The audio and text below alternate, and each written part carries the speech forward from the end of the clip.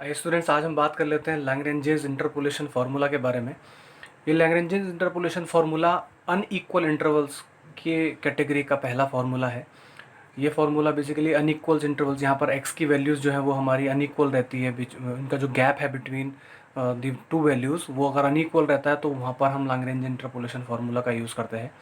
आइए इसके फार्मूले को देख लेते हैं एक बार। यहाँ पर क्या कह रहे हैं, यहाँ पर सपोज हम हर एक वैल्यू के लिए कैलकुलेट करना शुरू करते हैं। जैसे कि आप इस टर्म में दे सकते हैं, ये एक टर्म है हमारे पास, फिर ये एक टर्म है हमारे पास। तो इस पहले टर्म के बारे में बात कर लेते हैं। यहाँ पर जैसे आप देख सकते हैं x minus x one, x minus x two, यानी जो वैल्यू हमको निकालनी है x की, उससे हम हर एक एग्जिस्टिंग वैल्यू को माइनस कर रहे हैं x0 को छोड़ करके। क्योंकि ये वाला फैक्टर को हमने x0 के लिए डिनोट कर दिया है, तो यहाँ पर हम x0 को छोड़ दिया है हमने ऊपर वाली मल्टीप्लिकेशंस में, और x0 को छोड़ करके बाकी सभी वैल्यूज़ को माइनस कर रहे हैं x से। एंड उसके अपॉन में क्या है, जो वैल्यू हमने छोड़ी है, जैसे कि x0 छोड़ा है, फिर x0 से बाकी सभी फैक्टर्स को हम माइनस कर रहे हैं। ठीक है ना, बाकी सभी x की वैल्यूज़ को हम यहाँ पर x0 से माइनस कर रहे हैं, और इसके मल्टीप्लिकेशन में फंक्शन ऑफ x0, या नॉर्मली इसको y0 भी बोला जा सकता है, क्योंकि y0 is equal to the function of x0, ये हम पहले से ही पढ़ते आ रहे हैं। ठीक है, तो हमारे पास ये एक जो ये पूरा पार्ट है, ये x0 के लिए डेडिकेटेड पार्ट कहा जा सकता है। सिमिलरली ऐसे ही यहाँ पर हमारे पास सक्सेसिव पार्ट्स आने हैं हर एक x के लिए। जितना लंबा ये लेंथी क्वेश्चन इस तरह से जाएगा, उतने ही यहाँ पर पार्ट ऐड होते जाएंगे।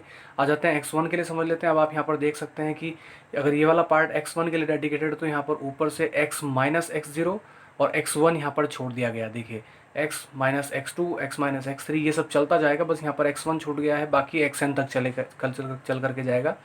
और उसके अपॉन में हमारे पास क्या है, जो वैल्यू हमने यहाँ से छोड़ी है, दैट इज़ x1, उससे बाकी x की सारी वैल्यू को माइनस करके हम xn तक लेकर के जाएंगे, और इसके मल्टीप्लिकेशन में फंक्शन ऑफ x1, यानी जो वैल्यू हमने नीचे है।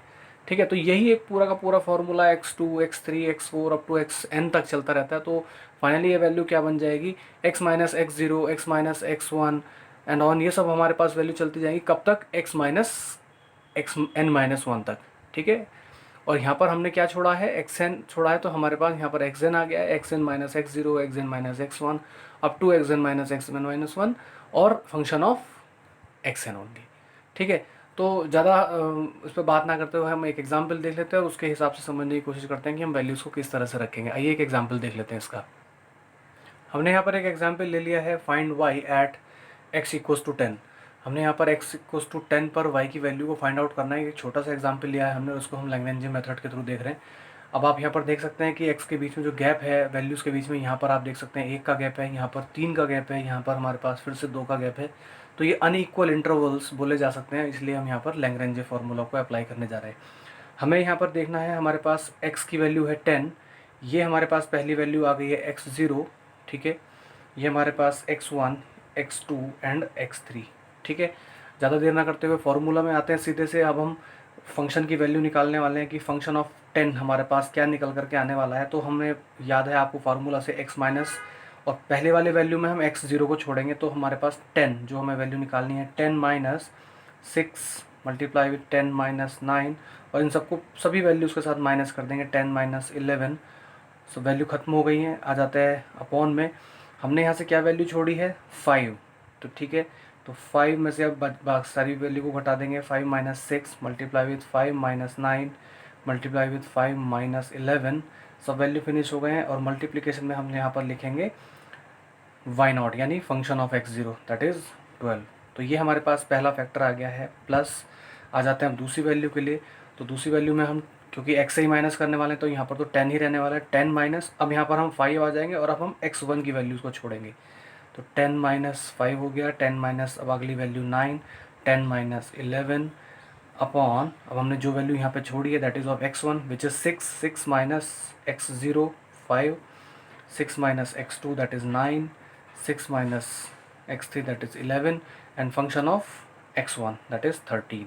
ठीक है, इसी तरह से हमने करके पूरी की पूरी अप्रॉक्सीमेशन पूरी कर लेनी है। मैं इसको कर देता हूँ।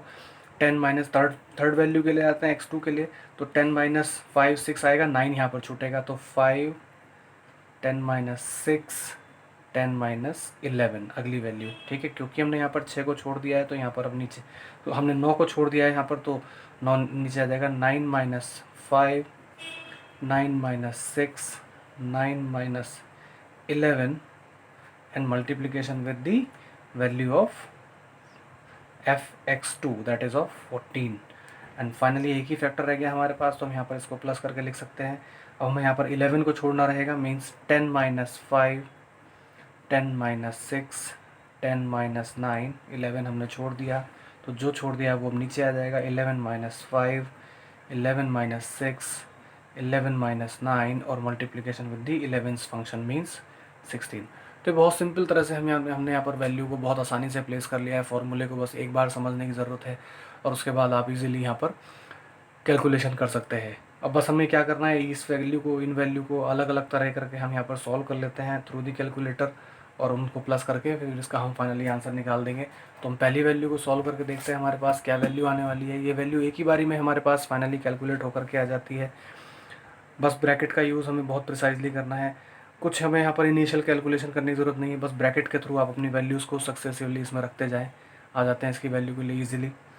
10 minus 6 bracket close, bracket open, 10 minus 9 bracket close, 10 minus 11 bracket close, multiplication with 12। ये हमारे पास इसके ऊपर की वैल्यू आ गई है, which is divided by 5 minus 6, 5 minus 9, 5 minus 11। Finally हमारे पास ये कैलकुलेट आके आ गया, यानी इस पूरे फंक्शन की वैल्यू, इस पूरी वैल्यू, इस कैलकुलेशन की जो वैल्यू है वो हमारे पास 2 आ गई है। प्लस अगली वैल्यू के लिए बात कर लेते हैं। इसी तरह से कैलकुलेट कर लेंगे। 10 minus 5, 10 minus 9, 10 minus 11 multiplication with 13 equals to this one and upon bracket में लिखेंगे 6 minus 5, 6 minus 9, 6 minus 11 which is equals to minus 4.33। तो अब यहाँ से हम प्लस का साइन हटा करके यहाँ पर माइनस लगा देंगे, दैट इज़ 4.333। ओके, आ जाते हैं नेक्स्ट वैल्यू के लिए। अभी हम यहाँ पर साइन नहीं लगा रहे हैं, क्या पता हो सके माइनस का आ जाए। तो हम यहाँ पर आ जाते हैं इसकी कैलकुलेशन के लिए। 10 minus 5, 10 minus 6, 10 minus 11 multiplication with 14। इसकी ऊपर की वैल्यू हमारे पास माइनस 280 आ गई है। अब नीचे इसको अपॉन कर लेते हैं। 9 minus 5, 9 minus 6, 9 minus 11 which is equals to 11.66। तो ये पॉजिटिव का है तो हमारे पास प्लस आ गया, प्लस 11.667। ठीक है, हमने इसको राउंड ऑफ कर दिया। आ जाते हैं इसके लिए, अभी हम साइन नहीं लगा रहे हैं। ठीक है, देखते हैं इसकी वैल्यू क्या आएगी। 10 minus 5, 10 minus 6, 10 minus 9 multiplication with 16, 320 इसकी वैल्यू आ गई ऊपर की। अपॉन में कर लेते हैं वैल्यू को।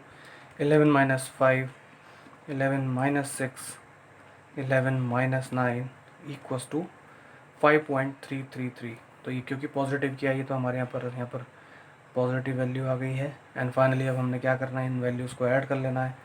तो 2 minus 4.333 plus 11.667 plus 5.333 which is equals to 14.667 which is the value of function of 10। यानी when x equals to 10 हम कह सकते हैं x equals to 10 then y is 14.667। ये हमारे पास इसका आंसर आ गया है। आप इसको आंसर को यहाँ पर चेक भी कर सकते हैं कि क्योंकि हम यहाँ पर 10 की वैल्यू को कैलकुलेट करा रहे हैं, हमारे पास 9 की वैल्यू दे रखी है विच इज़ 14, 11 की वैल्यू दे रखी है विच इज़ 16। तो हमारी जो वैल्यू है उसके कहीं बीच में ही आनी है। तो आप देख सकते हैं कि हमारे पास जो वैल्यू है वो 14.667 आई है which is very close to the 14 also. But क्योंकि इसके बीच में आ रहा है, अनइक्वल इंटरवल्स के बारे में बात कर रहे हैं, तो यहाँ पर वैल्यूज़ जो है वो बिल्कुल एग्जैक्ट नहीं आएंगी। अगर इसको लॉजिकली सोचा जाए, क्योंकि यहाँ पर हमारा जो गैप है उस हिसाब से, तो यहाँ पर अगर हम इक्वल डिस्ट्रीब्यूशन देखें तो हमारे पास यहाँ पर 15 आनी चाहिए वैल्यू, है ना। क्योंकि यहाँ पर भी हमारे पास 2 का गैप है, यहाँ पे भी 2 का गैप है, तो 10 को डेडिकेटली वैल्यू 15 मिलनी चाहिए।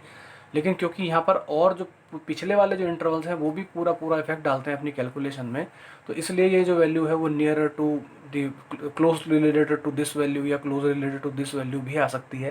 क्योंकि यहाँ पर केवल इन्हीं दोनों का गैप नहीं देखा जा रहा है, क्योंकि बाकी सारे के सारी वैल्यूज़ भी यहाँ पर कैलकुलेशन में यूज़ हो रही हैं, तो यहाँ पर हम उसका भी फ़र्क पड़ता हुआ देखेंगे। तो this is all about the Lagrange's interpolation. बहुत ईजी है। एक एग्जाम्पल हम और ले सकते हैं चाहे तो थोड़ा बड़ा होगा, लेकिन उसमें जितना भी एग्जाम्पल बड़ा होगा उसमें हमारे पास ये फैक्टर्स उतने ही जाने हैं। कैलकुलेशन बहुत ईजी है। आई होप आपको समझ में आया होगा। Thank you so much.